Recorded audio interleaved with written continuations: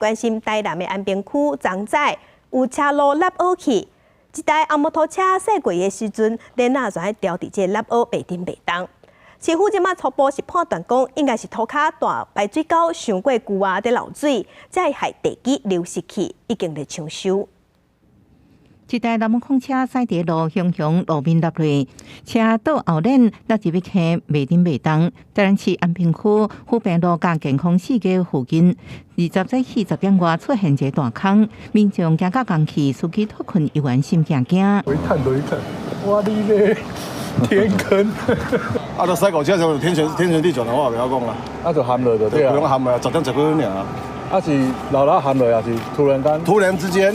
台南市水利局警备车110吨吊车将南门空车吊起来，放伫路边。初步检判是下骹50公分深的一个雨水暗管，因为老旧涉水冲空地基。底下是大概是地底下50公分哈，大概有一个3米宽、2.4米高的一个雨水箱涵了哈，可能也有20-30年了哈。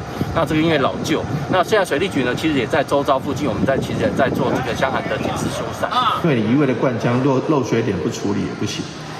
那所以说，我们尽速把这个情形来这个修复。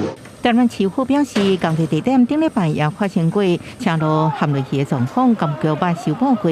不过迄时阵唔知下边雨水暗管，即摆会开挖找出漏水点，修复暗管，再起再进行灌浆作业，提醒民众尽量避开这路段或者是细路，来维护时间甲行车安全。记者综合报道。